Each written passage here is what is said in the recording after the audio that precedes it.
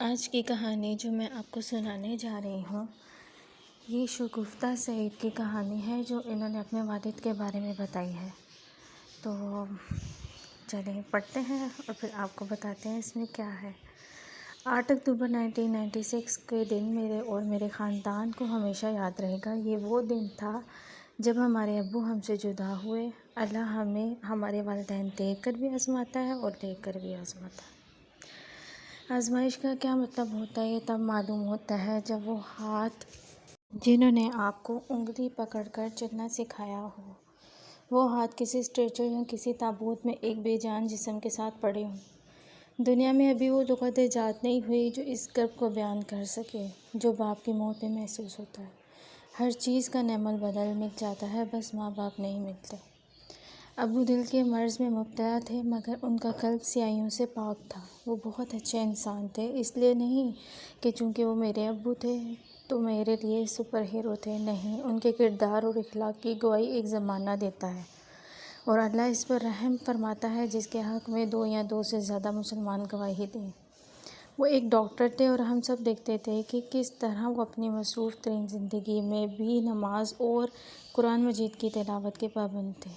انہیں اپنے پیشے سے جنون کی حد تک لگاؤ تھا۔ دن رات نہیں دیکھتے تھے، کوئی ان کو بلاتا اور وہ پہنچ جاتے۔ والدہ ابو سے کبھی ناراض بھی ہوتی تھیں اور لوگ فیس بھی نہیں دیتے تھے، پھر بھی آپ چلے جاتے ہیں۔ یہ نہیں تھا کہ والدہ صرف دنیاوی فائدہ دیکھتی تھیں، وہ بس ابو کو دنیاوی نقصان سے بچانا چاہتی تھیں۔ جواب میں ابو اپنی اصلی مسکراہٹ کے ساتھ محض ایک بات کہتے: یہ علم میرے رب کا سکھایا ہوا ہے، کوئی میرے پاس اپنی تکلیف لے کر آئے اور میں نہ جاؤں تو قیامت کے دن جواب دوں گا۔ اللہ تعالیٰ کو کیا جواب دوں گا؟ ان پیسوں سے زیادہ میرے لیے یہ اہم ہے کہ میں کسی کے کام آ جاؤں۔ اتنا ظرف اور اتنی کشادہ دلی ہر ایک کو نہیں ملتی، جو اور جن کو ملتی ہے ان کو آزماتا بھی خوب ہے تاکہ وہ خود بھی جان لے کہ کتنے پانی میں ہے۔ مریض کا علاج کرنا اور اس کے پاس بر وقت پہنچ جانا یہ اتنا کٹھن نہیں ہوتا جتنا کسی مریض کے مسلسل دل جوئی کرنا۔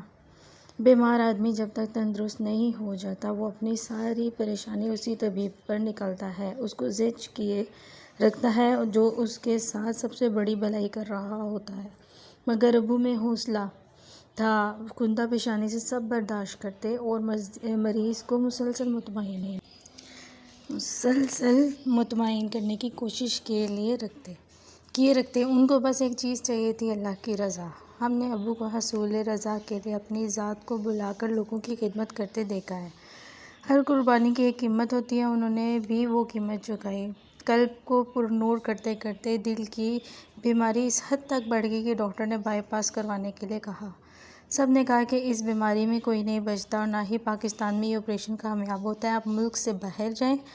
لیکن ابو نے انکار کر دیا۔ ان کو اللہ پر بھروسہ تھا، وہ کہتے تھے کہ اگر اللہ نے میری زندگی لکھی ہے تو یہاں بھی مل جائے گی اور اگر زندگی نہیں ہے تو وہاں جا کر بھی میرے لیے موت ہی ہے۔ مجھے اپنے رب پر بھروسہ ہے، وہ کرے گا جو مجھے منظور ہے۔ اللہ پر یقین کامل سے اعلیٰ بندگی میں بھی کوئی ہوگی کیا؟ ابو آپریشن کے لیے CMH راولپنڈی میں داخل ہو گئے، 24 دن ہسپتال میں رہے۔ جب ہم ان سے ملنے جاتے تو وہ قرآن مجید پڑھ رہے ہوتے اور مطمئن نظر آتے۔ اس کے علاوہ باقاعدگی سے ہم سے ملنے ہر جمعرات کو گھر بھی آتے اور اس دوران بھی مریضوں کو چیک کرتے۔ جب ہم ابو کو نماز کے بعد دعا مانگتے سنتے تو اپنے لیے شہادت کی دعا مانگ رہے ہوتے اور کہتے: اے اللہ، مجھے محتاجی کی زندگی سے بچانا۔ دعا سے بڑا ہتھیار کوئی نہیں۔ ان کے پاس دعا بھی تھی اور توکل بھی۔ آپریشن سے 2 دن پہلے ابو نے اپنی وصیت لکھ کر باجی کو دے دی، جس میں تمام بہن بھائیوں کو سختی سے نماز، قرآن اور روزے کی پابندی کی وصیت کی اور اپنی وفات کے بعد ہر قسم کی بدعات سے بچنے کی تاکید کی۔ ایسا محسوس ہوتا ہے کہ گویا ابو جان ذہنی طور پر اپنے خالق حقیقی سے ملنے کے لیے تیار ہیں اور گھر والوں کو بھی تیار کر رہے ہیں۔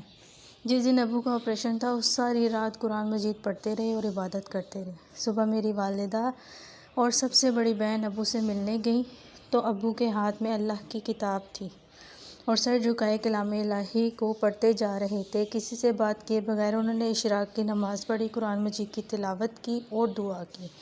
اس کے بعد ڈاکٹرز اور نرس آئیں اور آپریشن تھیٹر کے لیے جانے کے لیے اسٹریچر پر لیٹنے کو کہا تو ابو کہنے لگے مجھے کچھ نہیں ہوا، میں ٹھیک ہوں، میں خود ہی جاؤں گا۔ جو اندھیرے کی نمازوں میں محتاجی سے بچنے کی دعا مانگتے تھے، وہ کیسے اپنے قدموں پہ چل کر نہ جاتے۔ عملے نے اصرار کیا، ایک ڈاکٹر کو کہنا ہی پڑا کہ ڈاکٹر صاحب جھولے لینے اکیلے ہی لیٹ جائیں۔ اس دن ابو بہت خوش تھے اور ان کی آنکھوں میں ایک چمک تھی جس پہ تمام مریض اور ڈاکٹرز حیران تھے کہ یہ وہ واحد شخص ہے جو اتنی خوشی سے جا رہا ہے، ورنہ عموماً لوگ پریشان اور افسردہ اندر جاتے ہیں، مگر بات یہ ہے کہ اللہ کے بندوں کو نہ مستقبل کا خوف ہوتا ہے اور نہ ماضی کا غم۔ ابو نے اپنے سامنے دل کے آپریشن کے کئی مریضوں کو دم توڑتے دیکھا مگر پھر بھی مطمئن تھے۔ اس کے بعد ان کا آپریشن ہوا، آپریشن کے دوران ہی وہ خالق حقیقی سے جا ملے، ان کی دعا پوری ہو گئی، وہ محتاجی کی زندگی سے بچ گئے۔ آج ابو کی وفات کو 20 سال اس ٹائم ہوئے ہوں گے، لیکن اب تو کچھ زیادہ ہو گئے ہوں گے، مگر اتنے برس بعد بھی لوگ ان کے لیے ذکر خیر کرتے ہیں۔ تو اس کہانی سے یہ پتہ چلتا ہے جو کہ حقیقت پہ مبنی ہے کہ اللہ پر کامل بھروسہ رکھنا چاہیے، کیونکہ موت تو آنی آنی ہے۔ تو موت کا وقت کسی ٹائم بھی مقرر ہے، آ بھی سکتا ہے، آج ہو کل ہو، آج ہے کل نہیں ہے، لیکن اللہ پر کامل بھروسہ رکھنا چاہیے چاہے مشکل سے مشکل حالات ہوں۔